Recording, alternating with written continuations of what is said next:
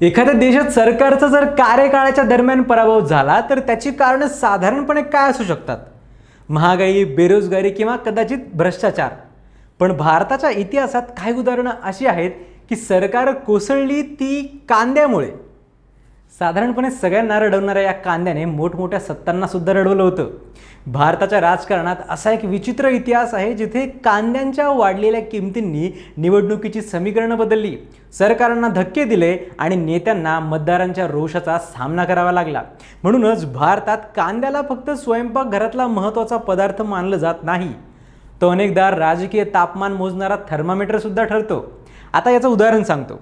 1998 मध्ये कांद्याचे भाव वाढले तेव्हा अब का सलाद खाई बस पिएजिया अनार हो गईल, वार अटल चाचा निमक पे मार हो गईल असं भोजपुरी गाणं फेमस झालं होतं. म्हणजे महागाईवर लोकांनी गाणी बनवली, आंदोलनं झाली आणि थेट सरकारला टार्गेट केलं. पण ही कांद्याची राजकीय ताकद काही अचानक तयार झालेली नाही. त्याचा इतिहास आपल्याला जवळपास 5 दशकं मागे घेऊन जातो. चला तर मग या व्हिडिओत इतिहासाच्या त्या प्रसंगांमधून डोकावून पाहूयात कांद्याचा राजकीय पराक्रम.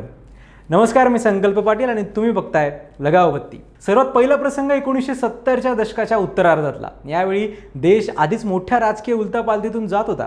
75 साली आणीबाणी लागू झाली आणि 1977च्या निवडणुकीत काँग्रेसचा मोठा पराभव झाला. जनता पक्षाचं सरकार सत्तेत आलं, पण सरकार स्थिर होण्याआधीच देशासमोर आर्थिक आणि राजकीय अडचणी उभ्या राहू लागल्या.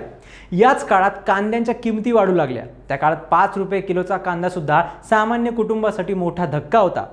हो, आज 5 रुपये ऐकून कदाचित काहीच वाटणार नाही तुम्हाला, पण त्या काळातलं उत्पन्न, महागाई आणि जीवनमान लक्षात घेतलं तर ही किंमत मोठी होती.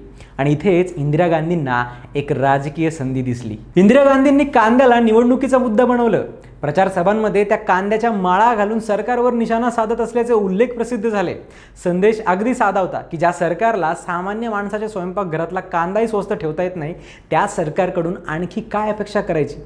1980 मध्ये काँग्रेसने जोरदार पुनरागमन केलं आणि 353 जागा जिंकल्या. अर्थात काँग्रेसच्या विजयाचं एकमेव कारण कांदा होतं असं म्हणणं चुकीचं ठरेल. आणीबाणीनंतरची राजकीय परिस्थिती, जनता पक्षातला अंतर्गत संघर्ष आणि इतर अनेक मुद्दे त्यामागे होते. पण कांद्याच्या महागाईने सामान्य मतदारांच्या नाराजीला आवाज दिला हे नक्की. कांद्याचा हा राजकीय प्रभाव इतका चर्चेत आला की फॉरेन मीडियाने सुद्धा त्याची नोंद घेतली होती. 1986 मध्ये दी वॉशिंग्टन पोस्टने भारतातल्या कांद्याच्या किमती आणि राजकारणातल्या संबंधांवर भाष्य केलं. कारण भारतात कांदा ही फक्त एक भाजी नाही आहे. महाराष्ट्रापासून उत्तर भारतापर्यंत, ग्रामीण भागापासून शहरांपर्यंत आणि घरगुती स्वयंपाकापासून रस्त्यावरच्या खाद्यपदार्थांपर्यंत कांद्याचा वापर मोठ्या प्रमाणावर होतो. त्यामुळे कांद्याच्या किमतीत अचानक वाढ झाली की त्याचा परिणाम थेट सामान्य माणसाच्या घर खर्चाच्या बजेटवर जाणवतो. पण कांद्याने सर्वात मोठा राजकीय धक्का एखादी वेळी दिला असेल तर 1998 हे वर्ष या बाबतीत विसरता येणार नाही. दिल्ली विधानसभा निवडणुकीच्या आधी कांद्याचे भाव अनेक ठिकाणी 50 ते 60 रुपये किलोपर्यंत गेले. बरं, ही किंमत आजच्या काळातही काही अंशी जास्त वाटेल. मग 1998 मध्ये ती किती मोठी होती याचा विचार फक्त करा. भाजपच्या नेतृत्वाखालच्या दिल्ली सरकारसमोर परिस्थिती गंभीर झाली. निवडणुकीच्या काही आठवडे आधी नेतृत्व बदल करण्यात आला आणि साहिब सिंग वर्मा यांच्या जागी सुषमा स्वराज यांना मुख्यमंत्री करण्यात आलं. पण महागाईचा मुद्दा तेव्हापर्यंत जनतेच्या मनात खोलवर रुजला गेला होता. आणि मग अर्थातच विरोधकांनी कांद्याला थेट निवडणुकीचं हत्यार बनवलं. सभांमध्ये, प्रचारात आणि लोकांच्या चर्चांमध्ये एकच प्रश्न होता की कांदा इतका महाग का? निवडणुकीचा निकाल लागला आणि भाजपला दिल्लीची सत्ता गमवावी लागली. काँग्रेसच्या शीला दीक्षित मुख्यमंत्री झाल्या आणि दिल्लीच्या राजकारणात एका नव्या पर्वाची सुरुवात झाली. त्याच वर्षी राजस्थानमध्येही भाजपला धक्का बसला आणि मुख्यमंत्री भैरवसिंग शेखावत यांचं सरकार सत्तेबाहेर गेलं. कांद्याच्या महागाईचा या निवडणुकीवर किती थेट परिणाम झाला यावर इतिहासकार आणि राजकीय विश्लेषकांमध्ये चर्चा असली तरीही त्या काळात कांदा हा भाजप विरोधातला मोठा प्रचार मुद्दा बनला होता, एवढं नक्की. बरं, 98 मध्ये महाराष्ट्रातही कांद्याच्या महागाईवरून राजकीय टोलेबाजी झाली होती. तत्कालीन काँग्रेसचे नेते छगन भुजबळ यांनी महाराष्ट्राचे मुख्यमंत्री मनोहर जोशी यांना चक्क मिठाईच्या डब्यात कांदे भरून पाठवल्याचा किस्सा प्रसिद्ध आहे. संदेश स्पष्ट होता की मिठाई तर दूरची गोष्ट, आता कांदाच मिळणं कठीण झालंय. सरकारवर दबाव वाढल्यानंतर रेशन कार्ड धारकांना सवलतीच्या दरात कांदा उपलब्ध करून देण्याची व्यवस्था करण्यात आली. पण मग या दरम्यान प्रश्न असा पडतो की कांद्याचे भाव इतके अचानक वाढतात तरी कसे? तर याचं उत्तर फक्त व्यापाऱ्यांकडे शोधून चालणार नाही. कांद्याची शेती मोठ्या प्रमाणावर काही विशिष्ट राज्यांमध्ये केंद्रित आहे. महाराष्ट्रातला नाशिक परिसर, कर्नाटक, मध्य प्रदेश, गुजरात आणि इतर कांदा उत्पादक भागातल्या उत्पादनावर देशाच्या बाजारपेठेचा मोठा परिणाम होतो. अतिवृष्टी झाली, दुष्काळ पडला, साठवणुकीत नुकसान झालं किंवा वाहतूक व्यवस्थेत अडथळे आले तरीही बाजारात पुरवठा कमी होतो आणि पुरवठा कमी झाला की किंमत वाढते. म्हणजे कांद्याच्या बाबतीत वेगवेगळ्या कंडिशन्स मारक ठरतात. ग्राहकाला कांदा महाग नको असतो आणि शेतकऱ्यालाही स्वस्त कांदा विकायचा नसतो. दोघांच्या मध्ये असते ती गुंतागुंतीची पुरवठा साखळी. पण 2010 मध्ये पुन्हा अशीच परिस्थिती निर्माण झाली. महाराष्ट्र आणि कर्नाटकातल्या काही भागात खराब हवामानामुळे कांद्याच्या उत्पादनावर परिणाम झाला. डिसेंबरमध्ये दिल्लीतल्या बाजारात कांद्याचे भाव काही दिवसात 35 रुपयावरून जवळपास 80 रुपये किलोपर्यंत पोहोचल्याच्या बातम्या होत्या. देशभरातून नाराजी व्यक्त होऊ लागली.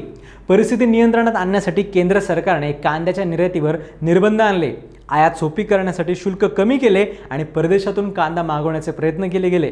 सरकारला एका भाजीच्या किमतीसाठी आंतरराष्ट्रीय बाजाराकडे धाव घ्यावी लागली होती. पण कांद्याची राजकीय कहाणी इथेही संपत नाही. 2013 मध्ये तो पुन्हा दिल्लीच्या राजकारणाच्या केंद्रस्थानी आला. विधानसभा निवडणुकीच्या आधी कांद्याचे भाव पुन्हा वाढले. त्यावेळी 15 वर्षांपासून दिल्लीच्या मुख्यमंत्री असलेल्या शीला दीक्षित यांनीही वाढत्या किमतीमुळे कांद्याचा वापर कमी केल्याचं म्हटलं होतं. विरोधकांनी हा मुद्दा जोरदारपणे उचलून धरला. महागाई, भ्रष्टाचार आणि प्रशासनाविरोधातली नाराजी आधीच होती. कांद्याने त्या नाराजीला आणखी धार दिली. निकाल लागला आणि काँग्रेसची 15 वर्षांची सत्ता संपली.